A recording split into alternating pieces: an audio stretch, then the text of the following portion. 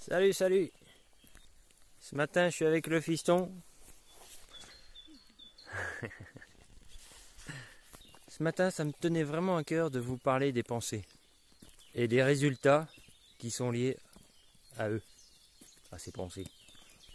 Notre éducation, le pays où on vit, nos religions, autant de programmations qui se sont créées suite à des idées qui viennent de personnes différentes que vous.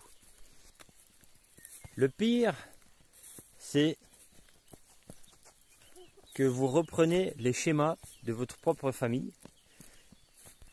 Par exemple, j'ai un amour infini pour ma famille, néanmoins, c'est pas pour ça que les schémas familiaux sont la perfection en termes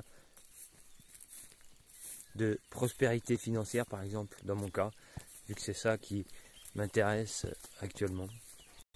Alors la question c'est comment on fait quand on a un schéma qui est différent de la direction où on veut aller. La première chose c'est de savoir où on veut aller. Je vous ai déjà parlé, échangé sur le fait que qu'est-ce qui vous inspire, quels sont vos problèmes. Parce qu'en voyant nos problèmes, on arrive à voir quels vides ont été créés et donc quels vides on veut remplir. On sait donc ce que l'on ne veut plus et on sait donc ce que l'on veut, la destination où on veut aller. La question reste comment. On applique un plan, on applique une stratégie, tout va bien, on fonce, on attaque, on est motivé et parfois les résultats mettent du temps à venir.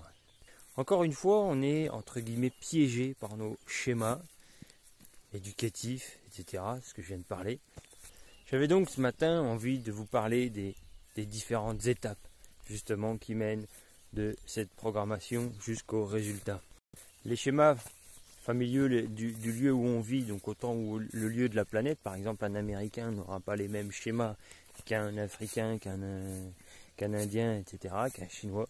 Les pensées sont donc différentes, ces sensations également, il aura des sensations complètement différentes du fait que ses pensées sont différentes.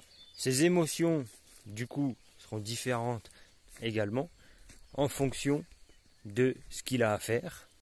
Un Américain aura des facilités à faire du business, quand une personne, on lui a toujours dit qu'il n'avait pas le droit de faire d'intérêt dans sa vie.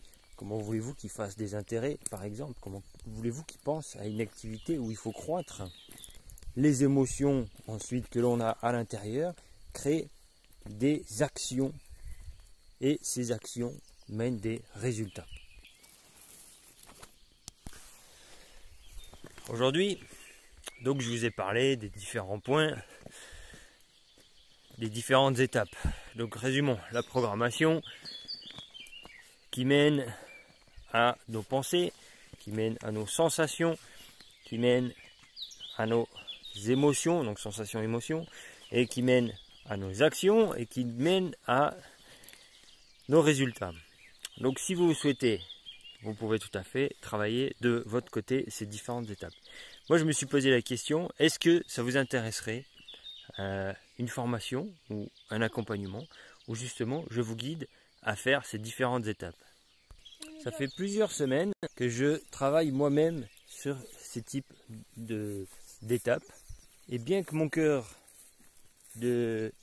d'activité soit actuellement l'immobilier, étant donné que j'utilise ces outils-là, je me posais la question, est-ce que ça intéresserait d'autres personnes justement de pouvoir réaliser obtenir des actions, obtenir des résultats vraiment qui leur correspondent justement avec ces outils-là.